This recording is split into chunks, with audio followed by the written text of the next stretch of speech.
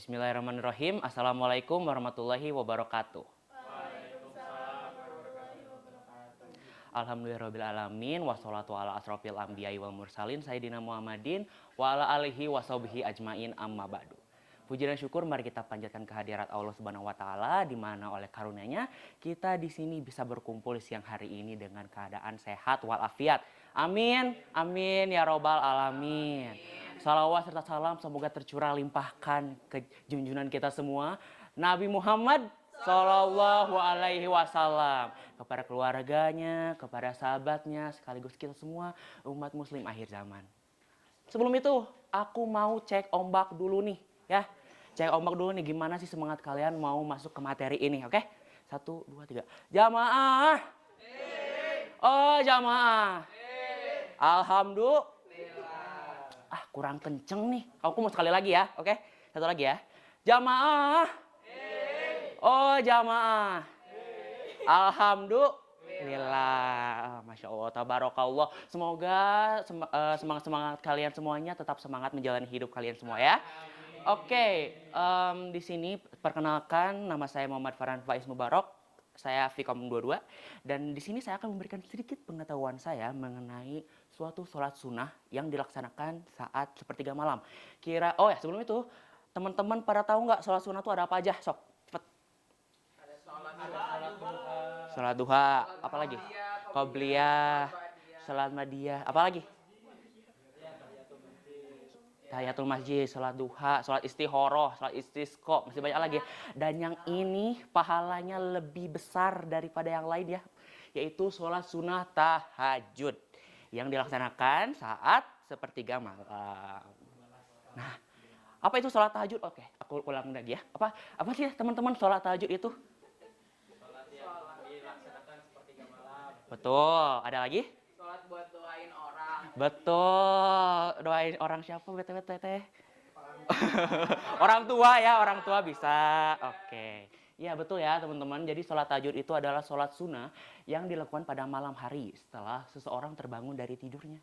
Sholat ini sangat dianjurkan dalam Islam karena memiliki berbagai manfaat seperti mendekatkan diri pada Allah, membersihkan diri dari dosa, memperkuat hubungan dengan Allah, dan meningkatkan kesabaran. Oke, kita lanjut. Nah, ada keutamaan sholat tahajud nih teman-teman. Yang pertama, mendekatkan diri pada Allah Subhanahu wa taala. Nah, jadi sholat tahajud ini akan membawakan kita lebih dekat lagi kepada Sang Pencipta gitu ya.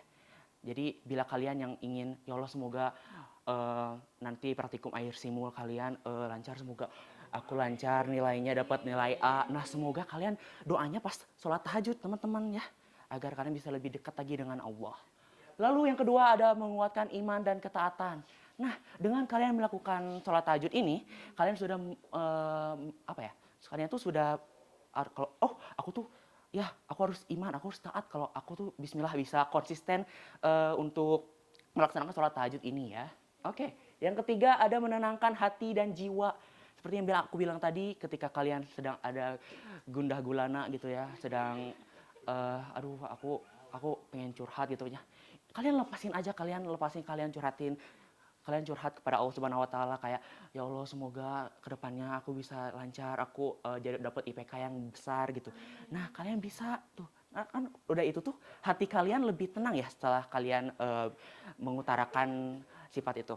Nah, yang keempat adalah membuka pintu rahmat dan keberkahan. Nah, dengan melaksanakan sholat tahajud, kalian bisa membuka pintu rahmat dan keberkahan nih dengan cara itu tadi, dengan ada ketaatan dan keimanan. Nah, yang terakhir nih teman-teman, yaitu tahajud itu merupakan waktu mustajab untuk berdoa nih. Nah, jadi kan kalian kalau misalkan mau doanya terkabul, kalian bisa sholat tahajud. Insya Allah, Allah akan mengabulkan doa kalian ya. Amin, amin ya robbal alamin.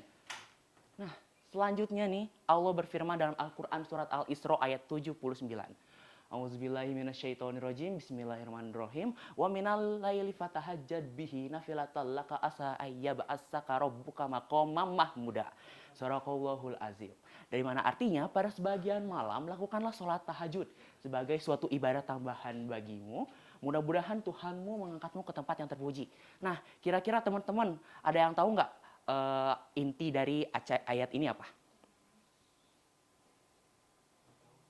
Tahu? inti. Tahu Teteh? Oke, jadi ayat ini menjelaskan bahwa ketika kalian melaksanakan sholat tahajud, kalian akan mendapatkan pahala tambahan dari Allah Subhanahu wa taala. Gitu. Ya. Oke, selanjutnya ada juga dari hadis Rasulullah Shallallahu alaihi wasallam bersabda, sebaik-baik sholat setelah sholat wajib adalah sholat malam. Hadis riwayat Muslim. Nah, ada yang bisa nangkep juga? Nggak ada. Oke, jadi sholat tahajud itu sudah menjadi seperti levelnya sholat wajib. Sunnah tapi kalau dilaksanakan pahalanya gede banget. Oke. Oke, kita lanjut. Nah, sholat tahajud itu dikerjakan berapa rakaat? Bebas semaunya. Betul. Tapi dari kapan? Dari kapan? Dimulai dari berapa? 2 hingga 12. Ya, betul sekali ya teman-teman. Jadi ada 2 hingga 11 atau 12 rakaat ya teman-teman. Nah, jadi ada 3 kategori waktu di mana kita disunahkan untuk mengerjakan sholat tahajud ini. Yang pertama ada sepertiga malam pertama, mulai dari setelah sholat isya hingga sekitar 10 malam. Nah, lalu yang kedua ada sepertiga malam kedua. Biasanya terjadi pada rentang waktu 10 malam hingga pukul 1 dini. Dan yang terakhir, sepertiga malam terakhir terjadi di antara pukul 1 dini hari hingga memasuki waktu subuh. Meskipun pelaksanaannya terbilang sholat tahajud itu panjang ya, dari mulai isya hingga kita memasuki waktu subuh, tapi ada satu waktu nih yang sangat dimuliakan, yang dimana ini tuh benar-benar harus kita sholat tahajud tuh waktu ini. Ada yang tahu nggak? That's right. Betul Kang Tete, betul. Jadi itu tuh ada ya yang kayak bulan itu. Jadi itu ada mark buat kayak itu tuh waktu yang sangat dianjurkan bagi kita untuk melaksanakan sholat tahajud di waktu tersebut. Karena apa? Ada yang tahu? Nah, betul kata Teteh siapa ini? Teteh Dina. Teteh Dina betul. Waktu Ustazah butuh berdoa dan juga saat waktu itu malaikat-malaikat sedang turun ke bumi dan mencatat amal-amalan kita. Gitu. Oke, selanjutnya sholat tahajud menjadi sarana bagi kita untuk mendekatkan diri kepada Allah Subhanahu wa taala dan juga memiliki dampak positif bagi kesehatan fisik dan mental kita gitu ya. Ketika kita bangun dari tidur kita dan melaksanakan sholat tahajud itu otak kita tuh langsung cereng gitu ya. Langsung yang tadinya kita ngantuk gitu ya, langsung kayak wah nggak ngeblank lagi nih, nggak ngantuk gini gitu ya. Udah ketika kalian sudah melaksanakan sholat tahajud ini. Nah, dampak positif bagi kesehatan fisik dan mental.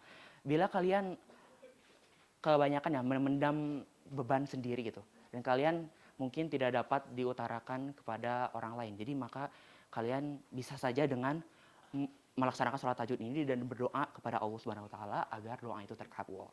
Nah, oleh maka karena itu semoga kita bisa konsisten melaksanakan sholat tahajud ini dan ya kita semua bisa lebih baik lagi ke depannya. Amin, amin ya robbal alamin.